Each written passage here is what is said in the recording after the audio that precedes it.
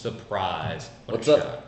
What's up, everybody? So we're at a different spot this week. Gonna make sure that we're all good on this end. I know we have a ton of you guys waiting, and we have tons to talk about with this one. First off, I'm gonna let you know the acoustics ain't the greatest. There might be a bit of an echo. Our audio might be a little off. Just letting you know now. We'll get to those super chats in a moment. But first off, hi. Hello. You're on my channel for this for the first time. Finally on this channel too. Been enjoying the fantasy draft here too. Really nice people, man. And we've been keeping track of the fantasy draft and the NASCAR race too. And oh my goodness, that has to be the most craziest opening playoff race in NASCAR history. Yeah, I mean it was. We were talking during the race that it was honestly kind of reminiscent of the way that the 2004 opener was, where there was just tons and tons of stuff happening. There were a lot of drivers who were up front who could have won both in and out of the playoffs, and they ended up having issues at different points. Thank you, Danny, by the way. Nice Chicagoland hat. It was very good on me. Really quick, I want to go through these super chats before we get into anything. Darian and I will go over the finishing order for tonight, but man, crazy. He has the playoff grid. I have the finishing order. So we'll be able to go over that. But first, Crash the Hedgehog 91, thank you for the 543 wins. Let's go. Yes, 200th win for the 43 car as well. Remember, yep. Richard Petty did run some races in the 42, correct? Yep. Okay. Irvin Alvarado, thank you for the 499. Tonight we cook out. Crazy race, and now the NASCAR fans dine with the king. What a great cookout, Southern 500. I agree. Mm-hmm. Oh baby, thank you for the 5. So does NASCAR have a fire problem with this car? Junior seems to think so because he committed that engine exploding shouldn't have gotten in the car. I would say so. I mean, this has been something that's been happening for a while. Oh baby, thank you for the 5 again. So the two most storied car numbers have won back-to-back races. Oh, yeah. Who would have thought that? Yeah, and they're powered by the same engines. Ethan Nelson, thank you for the 199. Chase Elliott self-spin. I don't know. I won't go that far. And the Napa Racing Fan 927, thank you for the 2. Wildest, wackiest, weirdest Southern 500 ever. Darian, from there, what do you think? Where would you go off that? Well, first off, fun fact, 17 different winners. That's the first time that it's happened in NASCAR since 2013, if I'm not mistaken. Yeah, so, and the record, I believe, is 19 different winners, right? It's got to be somewhere. Yeah, it's 19 different winners, and I think that happened in 2001, 2002. There was 18 different winners. Mm-hmm. So for those asking, NASCAR, hey, can we return to that early 2000s parity? Well, we got it in the first year of the next gen. We have it, man, and if so many teams have an opportunity to have a amazing opportunity to win now. Unfortunately, though, yes, Eric Jones won, but it was with the help of other guys falling out of the race. In particular, 2 Joe Gibbs racing cars. If you could really quick while I get the super chat, NOK, which one is that? NOK. I see the super chat, NOK 50. Well, I want to thank you for that, old Jacob, and read your super chat here. Truly a test of man and machine. As a Truex fan, I'm about ready for next season already. Don't blame me. Yeah, I don't blame you, man. But you want me to go over the playoff points right now? Yeah. If you want to hold this and go over the playoff points, then we'll go over the running order first. How about you start with the running order? Tinsley says 2022 over 2014. Here, kind of keep it in the middle. That way we both can get it. And I'm going to leave a poll in here, a yes or no poll. Craziest Southern 500. All right, so I'll go over the entire running order. Eric Jones is your 2022 Southern 500 winner, followed by Denny Hamlin with an impressive first race in the playoffs. Third is Tyler Reddick. Also, he was in contention towards the end there too, so he might play spoiler this year. Fourth, Joey Logano. Fifth, Christopher Bell. Sixth, Michael McDowell. All hell Michael McDowell, all hell McDowell supremacy.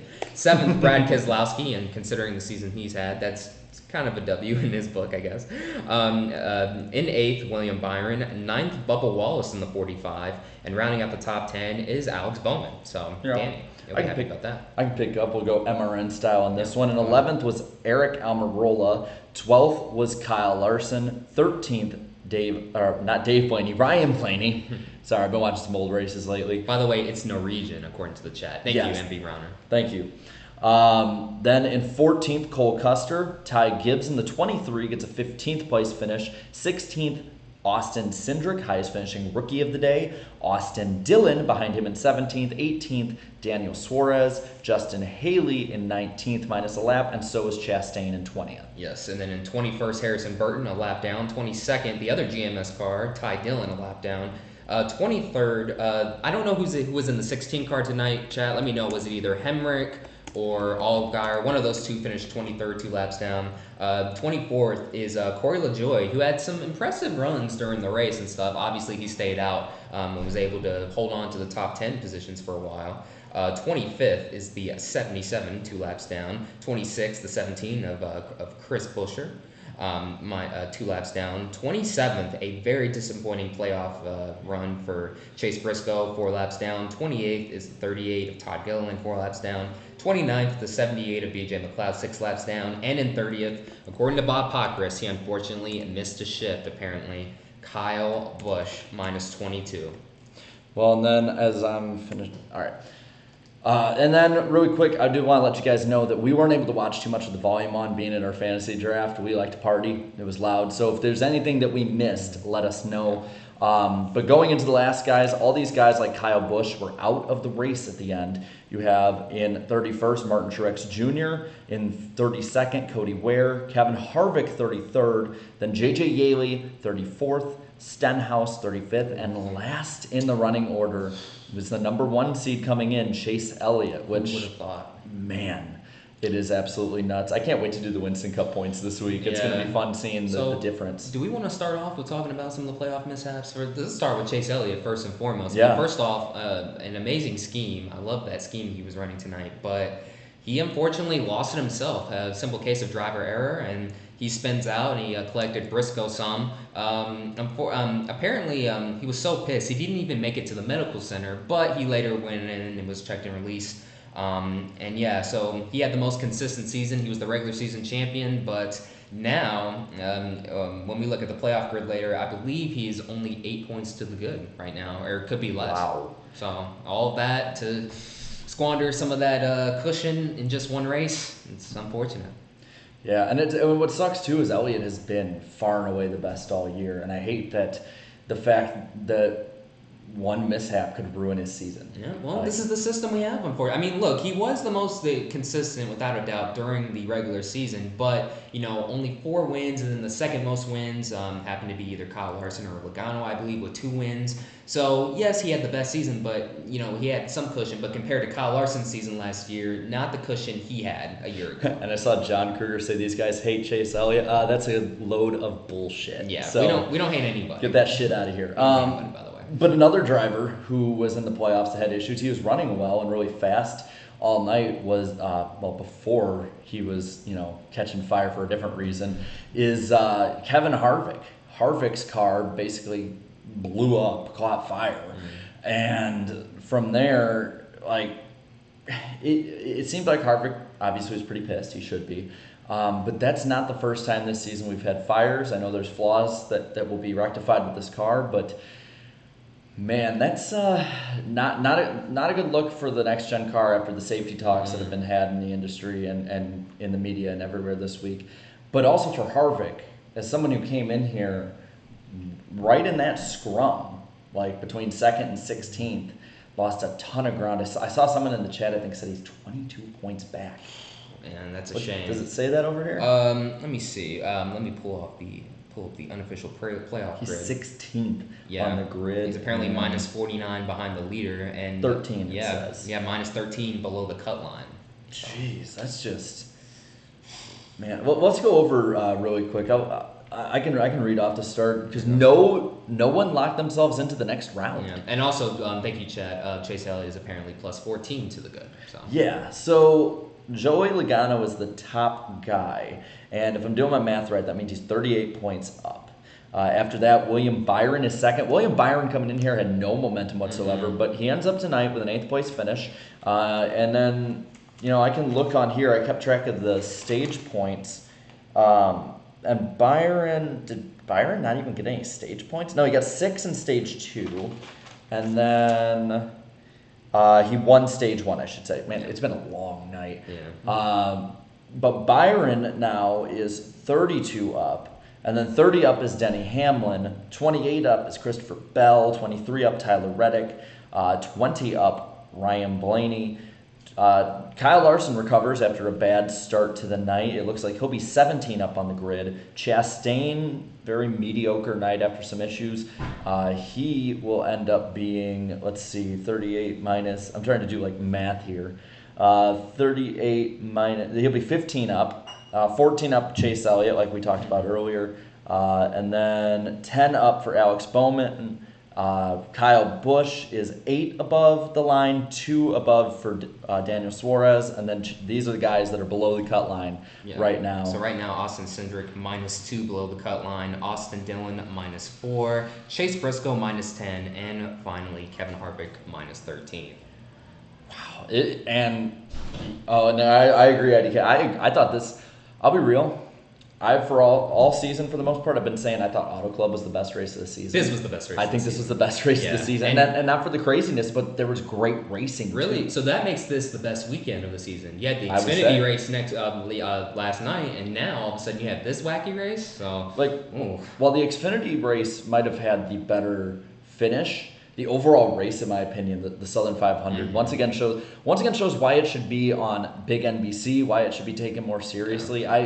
I get sick of the Southern 500 being brushed aside for either the playoffs or for a different channel. Like, it should be treated with the same reverence as, and by the way, 83% say this was the craziest Southern 500. Yeah. By the way, lick that like button, we have over 425 watching. But I would say it should be with the same reverence, in my opinion, as the Coke 600 or the Brickyard 400 used to be, or the Daytona 500. This is a crown jewel race that needs to be treated better by both the network as well, in my opinion, as it should be treated the same way by the fans. But really quick, looking at some of the old positions, some of the positions, a lot of gainers, a lot of losers, of course. One of the biggest gainers, Christopher Bell, started off, the playoffs 10th in points, and now moves up to the 4th position. And then you see Alex Bowman moving up from 15th to the 10th spot. And Chase Elliott, unfortunately, falls back from 1st to 9th. Wow, what a major drop-off that is. And then, obviously, some other guys. Kevin Harvick goes from P9 to P16 at the bottom of the barrel. And then, you see some other guys here, too. Austin Dillon, he's right around where I thought he would be. And, Kyle Busch, he apparently stays the same after all that in P11. Started 11th and stays 11th. And I want to thank Go Baby in the chat for 5, saying, I like how lots of people were mad because they thought Bubba got in the playoffs because he switched over to the 45 car. Yeah, I mean, some people don't understand some of the rules. Yeah, very ignorant.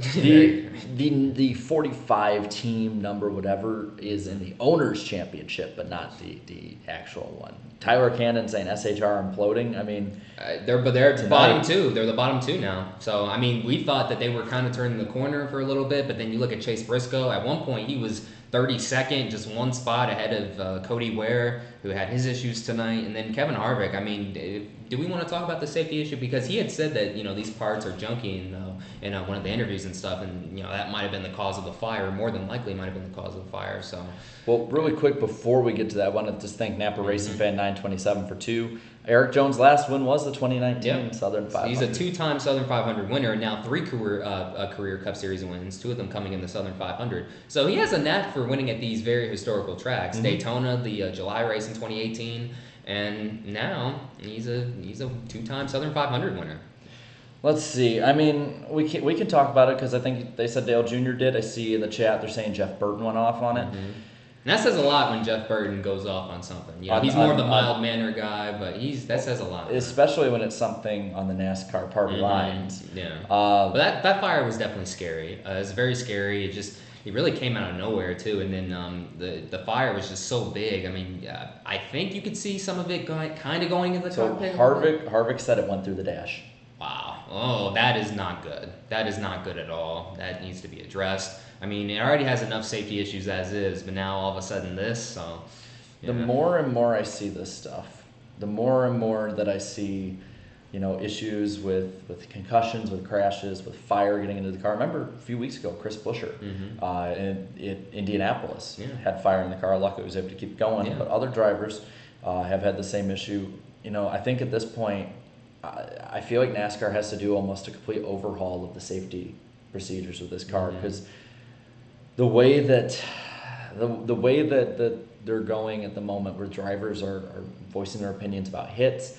You got fire that is not, it's not as regular as the hit part, but is semi-regular when it didn't used to be. That's where, you know, there needs to be a bit of introspection from NASCAR, and I think publicly say, yeah, we need to work on this, because the quiet line right now is not good for drivers or fans. They moved forward so much in terms of on-track competition. Again, 17 different winners for the first time since 2013.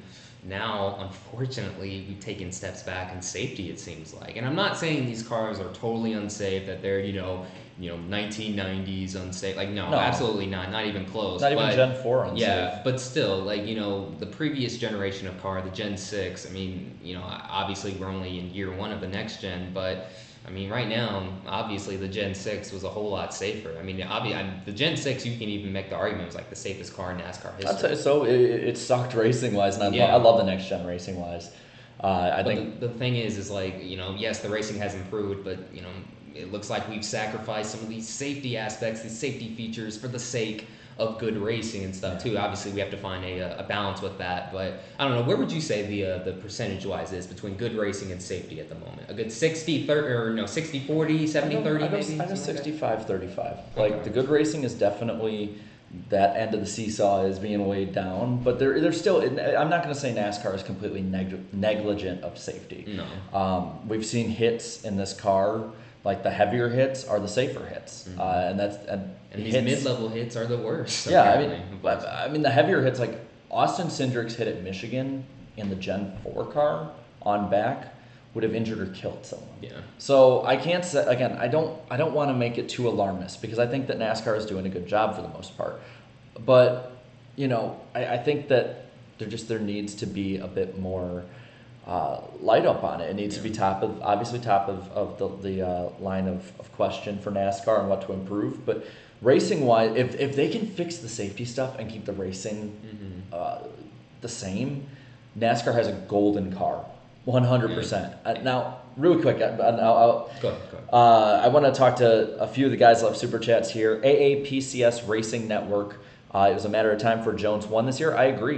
I think he's a top 10 team. That 43 is a top 10 team this year, and under a normal year with 12 to 13 winners, I think he gets in. I had tweeted after Eric Jones' contract extension that, hey, give this team a few years and they'll start winning some races. I did not think it would be this year, and Noah Gragson coming in next year too, to another young talent to develop. Oh man, just GMS along with 2311 Racing, those are the teams you need to watch out for next season that'll take the next step. Yeah. Another one here from Beast1624 for 5. Harvick basically saying what Dale Sr. said during a red flag of the 2001 Daytona 500.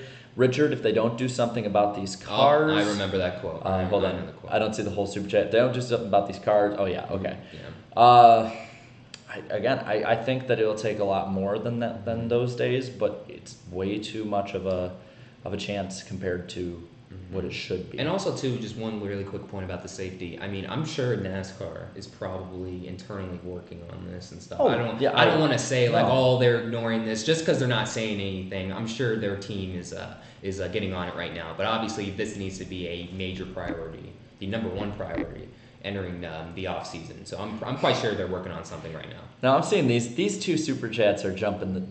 Y'all are jumping the shark with this one. So Jupiter Rain for 2 says Chase choking as usual, not favorite out in 16. No. I think he recovers. Something crazy would have to happen. I mean, you got Kansas next week, where he's historically been pretty good at. I mean, I say he gets a top 5 there, barring any unforeseen issues. Even top, and I think if you average a 10th place finish in these next 2 races, I think you make it pretty easy, because I see Chase Elliott getting tons of stage points. I don't see this being that bad of an issue for this round. I think it's next round, unless it's a big one.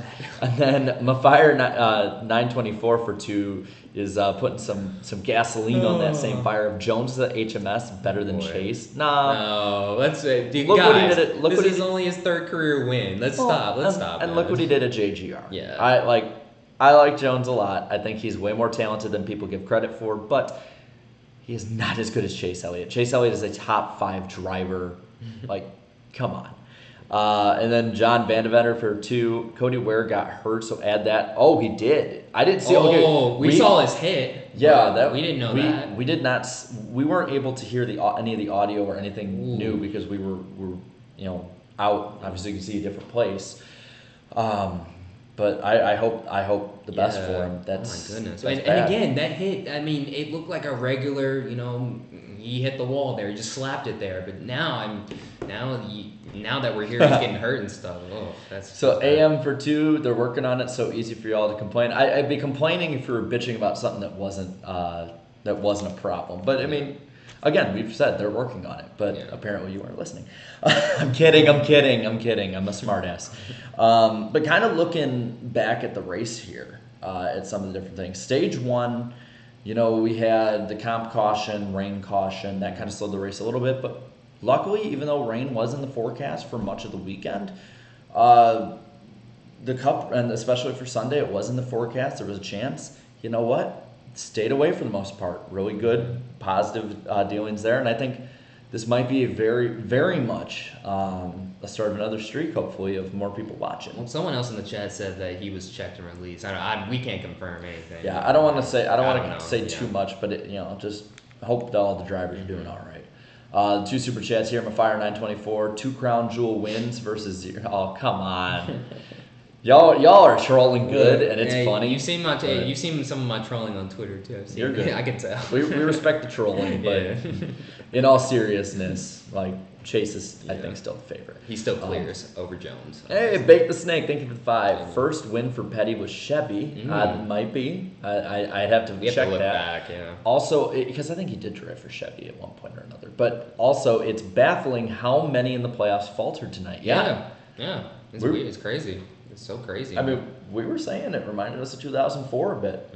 Less in the chase, but still very similar in that respect. Absolutely. But you know what I just realized too? This might be, we could potentially maybe see more spoiler winners in this playoffs than in others past. I mean, I can't remember what the record is, but I know in 2004, the first season of the Chase for the Cup, I know Joe Nemechek got a spoiler win. He might have been the only one. I think the record for spoiler wins outside of the playoffs, and not guys eliminated because people tried counting that, but that doesn't count. No. But of guys who didn't make the initial playoffs, I believe was 2006. How many? So let's go. Oh, Tony Stewart. We had Tony Stewart, I think, won 3. Brian Vickers won 1, and Greg Biffle won the finale. So 5. So 5 in 10 races. I could see. Hey, I could see that. Mark I mean, Truex Jr. Now 5 different winners. That's a little too much. Now 5 wins. 5 wins among 3 drivers. Yeah. I mean, I could see Truex getting 3. Yeah, or 5 amongst 2. Yeah, we got Jones with 1 already. I could see Bubba Wallace winning at Talladega. Yeah. With the way he ran tonight, be on the lookout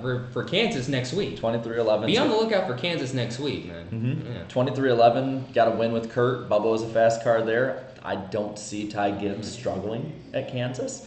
So they're going to be a good spoiler pick. If the chat wants to go nuts with it and take a really big shot for a win in the Cup Series for the podcast points, that's going to be a really, really good sleeper pick. And really quick, Elite Precision 29 brought up a good point. Poetic justice for Eric Jones because he did beat a Joe Gibbs racing car. That's right. Yeah, he did beat one. But also, shout out to Denny Hamlin, too. He could have easily taken him out and stuff, too. I mean, that just shows that, he comes from, an older generation. Oh, let's be real. Denny Hamlin's gotten people like that before. He has. But I mean, he could have taken him out and could have just nudged him and stuff, but he didn't. He raced fair, he raced respectful, and he knows that this is the long game. He's after that championship. So now, I want to open this. Irvin left it in the chat. Yeah, the Cody has been checked and released from Infield Care Center, confirmed by Rick Ware Racing about an hour ago. Yeah. So good stuff there. That's good.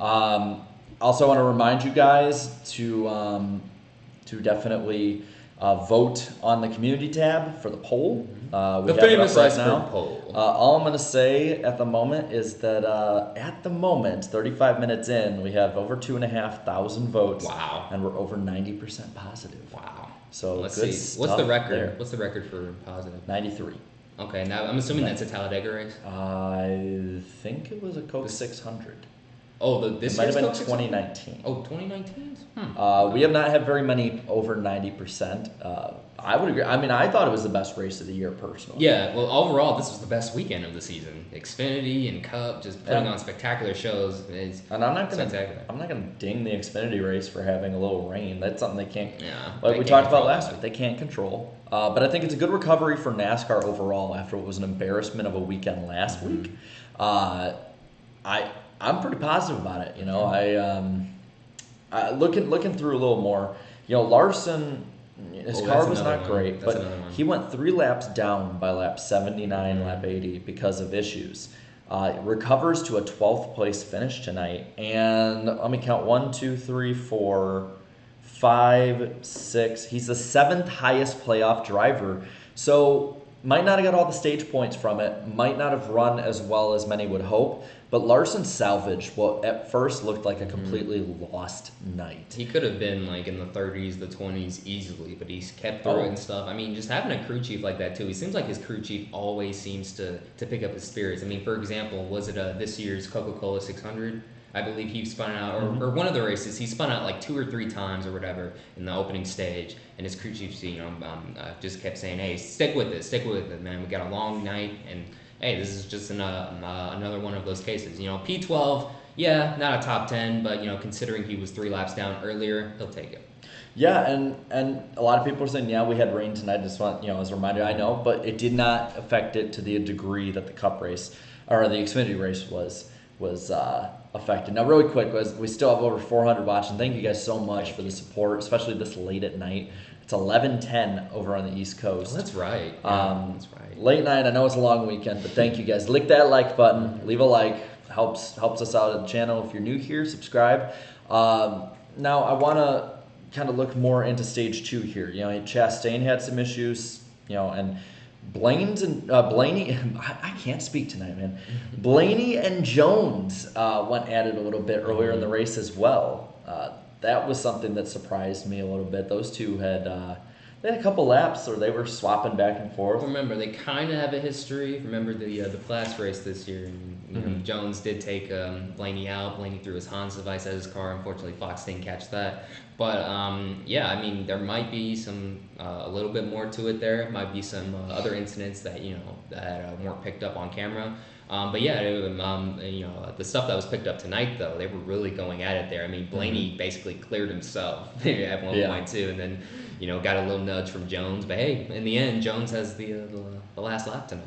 Now, really quick, thank you, Montana Crawford, for the 2. Talking momentum, Chase does have 2 DNFs in a row. Yes, but I can't really count the Daytona race as much. I know that's probably like for some people is being like a little too kind, but I mean, there's so many drivers that had DNFs because of Kyle Busch that issue. 2 DNFs in a row. I mean, a lot of playoff drivers had DNFs last week. I gotta check. I don't have my statistics all with me this week, but I believe that would have been like it was I think 6th DNF for Kyle Busch this year. I might be wrong. Chat, if you could please correct me on that. How many DNFs does Kyle Busch have? I don't have all my statistics on me because we're on the road this week. It's such a shame. It was looking like Kyle Busch is back. You know, the KFB of old is back tonight. It looked like it was his race to win, but again, according to Bob Hawkers, apparently he missed a shift, and I don't know if I'm assuming he missed a shift under caution. I would assume, like just that's doing what the it pace looked laps. like. Yeah, because all of a sudden the car started smoking, and it just got worse and worse and worse. And if that is in fact the case, that's very it's very unusual of Kyle Busch to do something like that. Now, I know a lot of people said they kind of Jones lucked into it, and to a degree, yes. If the issues with the JGR cars don't happen, then we're looking probably at Truex or Kyle Busch winning. But at the same time, Eric Jones was a top 5 guy tonight. Like, there's no questioning that. At worst, top 10. At worst. It looked like, I think it looked like he was a 3rd to 5th place guy all night. You look at the same deal there with Tyler Reddick. He was up front. I think he finished 3rd. So a good run for Reddick, who has been very streaky this season. By the way, good to see you NASCAR All Out. Yeah, love your channel, man. It's awesome. But I mean, make it 4 DNFs for Kyle Busch this season. Okay, so lower than I thought. But he did have that streak with no top 10s for a while there. Bake the Snake, thank you for the 5. Who's going to the Roval in a month? I'm going for my first Charlotte experience, and to say I'm excited is an understatement. So we won't go to the Roval, but I think we can announce here. We can't announce for the other 4 people just yet. We can announce for ourselves, though. Yeah, we are going to Talladega, and we'll probably be in the infield. So if you see us there, say hey. We'll look for stuff that we can put on YouTube to record. We could probably record 48 to 56 hours of content in the infield and get enough clean content for a 4-minute video. We can only put out so much, through some of the stuff that goes on down there. But Bake the Snake, have fun at the Roval. I'm pretty sure Slap Shoes will be there. He's there like every year, and he said it's one of the funnest races to go to in person. Yeah. JK Reader 175, thank you for the 5. Logano is silently becoming a championship favorite. More points than anyone over the last 6 races. Correct. Yeah. And he is the fastest this year on those short, flat tracks like Phoenix, Gateway. He won. He's really good at New Hampshire. I'm just saying. But still, right now you can look at the playoff grade, and I said this before the first playoff race, and I'll say it again. There's not a clear favorite yet. There just isn't. I mean, even Chase Elliott. I mean, he was the regular season champion, but apparently tonight, he's not the favorite. It's so close now because of his issue that I can't say. I would say, I think he's going to make it past this round. Yeah. He's good at Kansas, and I believe after that is Bristol, where he's good at. I don't see him having an issue making it to the next round. But if something happens at Bristol and he doesn't, the championship's wide open. Because I still think if he makes it to the next round, you've got Texas, which I think he'll run well at. Talladega, he's always fast at the super speedways as long as he stays out of trouble. And the Roval is his playground. And then that last round, he's fast at all those tracks. I still see him as the favorite. We just got to see if he can get past with more seating. Scott McNew, thank you for the 5. Nice. I'll be at Talladega as well. First time going there. Well, it's going to be good to see him, man. Yeah, it'll be my first time going there in person, too. That's right. Yeah.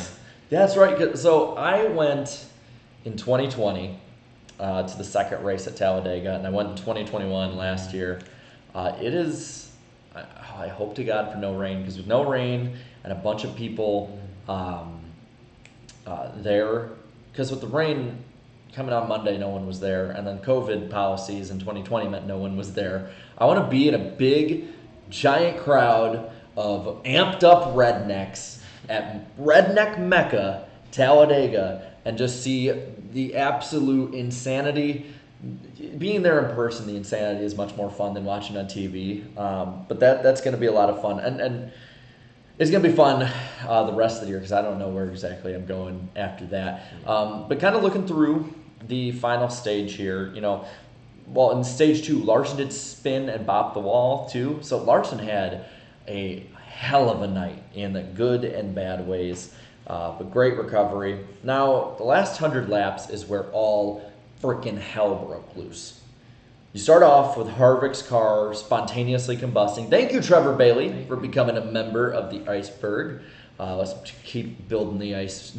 Well, what should we call it? The ice sheet? Go for the it. Iceberg, the ice sheet? I don't know. We'll chat. Let me know in the comments after this process is what you think we should name our little posse here. AAPCS Racing Network thoughts on the docuseries. Can it grow more views?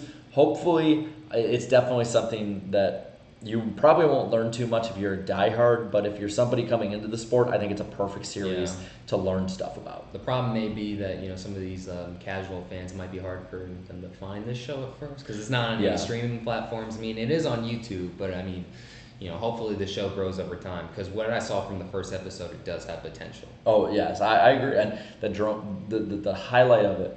The ice caps, that's a good one. The highlight of that, in my opinion, was the drone cam. That was, my uncle was, and I were watching it, my grandpa, and all of us were like, holy Jesus. The ice cubes, ice cap. I like that. Keep them coming, y'all. But kind of looking through past that, Truex goes to the lead with 74 to go. You have some green flag stops. And right here is what could have been the big changing point of the race had it went green. Denny Hamlin was on an alternate strategy for an extra couple laps, getting those fresh tires for the final run, and that, I don't know if he was going to make it, but he was coming. Yeah. He was coming. He was on the move. With 32 to go, Kyle Busch gets the lead. Truex, from what it sounded like, had no power steering. And he was another guy too. I was like, at first, I was like, damn, it's a shame he's not in the playoffs. And all of a sudden, boom, he has an issue. Wow. I think NBC put up a graphic that said, "How did he not make the playoffs?" Yeah. And I'm like, "Yeah, I'm asking the same questions." Yeah. Well, hey, you can ask NASCAR about that. The subs are the Glacier Gang. I like that. That's good. Glacier Gang. That's good, Okay, Staffy okay. 88. I like that. But then after Kyle Busch gets to the lead for that, you have the Cody Ware caution with 28 to go. Kyle Busch missing a shift, blows up with 23 to go. And that leaves the race wide open. Eric Jones, Tyler Reddick, Denny Hamlin, the three guys. And I think Christopher Bell was up there, but I said those three guys were the best guys left. Those were the ones who were going to go for the win for sure, whether it went the way it did or not. But with 20 to go, they had the restart, and Jones did a great job, an admirable job of holding off not only Denny Hamlin but Tyler Reddick. So I'd say, like, Eric Jones next year is going to be, I will go this far, and you might disagree with me here. Go for it. Eric Jones keeps the consistency. I see him being a borderline championship contender next year. I could see a championship 8 appearance or a round of 8 appearance. Yeah, I could see that. even if he's out. You know, I and could see that. by the way, thank you, Mons. Thank you. Y'all are doing God's work in the chat. Napa Racing Fan 927, thank you for the 2023 Petty GMS teammates. Sweep the weekend. That's right, because Noah Gregson. That's right. Correct. His future teammate won yesterday. Good point out there, Napa. So, that pretty much covers it. Going to next week, looking at what we got with Kansas, I think that's gonna be like that lull race. You're gonna have a crazy race because of how difficult it is at this track with Darlington. You're gonna have the craziness of the Bristol night race to end the round, which we may be at. Don't know yet. We'll let you know next week. Which I may or may not be on after the race next week because I'll be at the track. I will try to be from the grandstands.